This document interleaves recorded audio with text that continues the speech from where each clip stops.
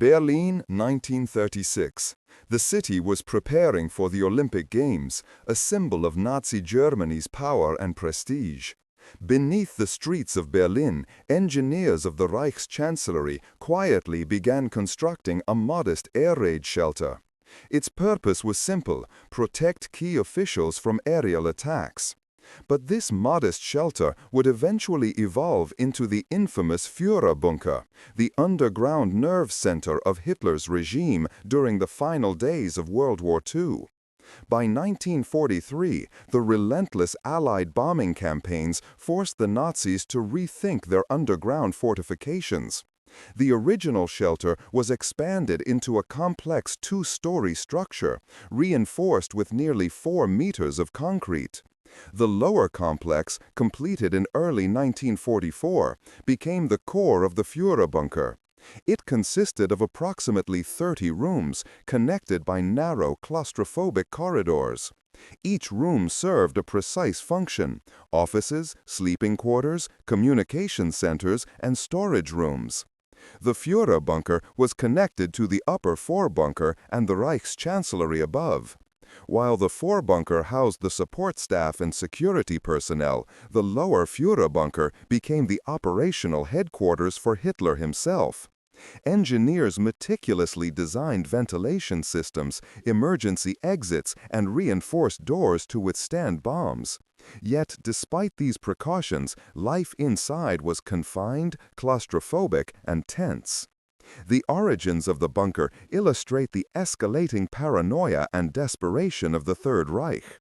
Hitler, who once conducted rallies in the streets above, would eventually retreat entirely underground. The bunker, initially a protective measure, became a symbol of the Reich's decline, secrecy, and obsession with control. Even the entrances were hidden in the gardens of the chancellery, blending the bunker into the city above, making it invisible to outsiders. By January 16, 1945, Hitler and his closest aides, including Martin Bormann, Joseph Goebbels, and secretaries Traudl Junge and Gerda Christian, had moved into the Führerbunker. Outside, Berlin was under siege. Soviet artillery pounded the city relentlessly, buildings burned, and civilians fled or hid in cellars. Inside the bunker, life was a surreal contrast: narrow corridors, dim lighting, poor ventilation, and constant warmth from underground water pipes. Daily routines were rigid but emotionally tense. Hitler spent long hours in his private study, revising military plans for armies that no longer existed, dictating orders to secretaries, and meeting with officers who reported the inevitable collapse. Despite the doom outside, there were moments of eerie normalcy. Meals served in the same small rooms, music playing softly from gramophones, and conversations about mundane topics interspersed with discussions of strategy and propaganda. The bunker's atmosphere was one of claustrophobic isolation. Supplies dwindled, morale fell, and tensions ran high among the staff. Hitler's increasing detachment from reality was mirrored by the bunker's labyrinthine design, which made it almost impossible for outsiders to understand or access. Guards and aides were strictly controlled, every movement monitored.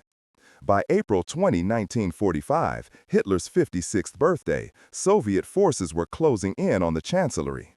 The city above was engulfed in flames, yet underground, Hitler received birthday congratulations, some from staff and loyal followers who still clung to hope. Eva Braun, Hitler's longtime companion, moved into the bunker, joining the group in their underground refuge.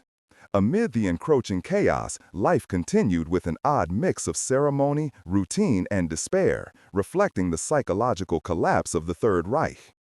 April 29, 1945. As Soviet troops pressed toward the chancellery, Hitler married Eva Braun in a brief civil ceremony in a small conference room. That evening, he dictated his last political testament, blaming generals and Germany's enemies for the Reich's destruction, while praising loyal followers who remained underground with him.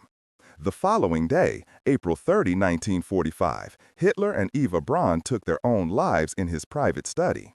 According to surviving witnesses, the pair's bodies were quickly removed, doused in petrol, and set on fire in the garden outside under the orders of Martin Bormann.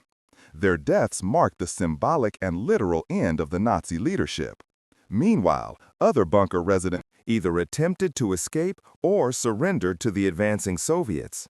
Joseph Goebbels and his family, steadfastly loyal to Hitler, ended their lives within the same complex. By May 2, 1945, Soviet forces had fully occupied the Reich Chancellery area, discovering only fragments of documents, destroyed rooms, and the charred remains of Hitler and Braun. These findings confirmed Hitler's death, yet Stalin initially withheld full confirmation, fostering myths of Hitler's escape. The Führerbunker, once the center of Nazi power, was now a ruin. Its chambers filled with debris, its corridors silent. Yet the story of the bunker did not end there. It became a subject of mystery, legend, and Cold War intrigue, as the Soviets tightly controlled information about its condition and exact location. After the war, the Soviets carefully removed and studied what remained of the bunker.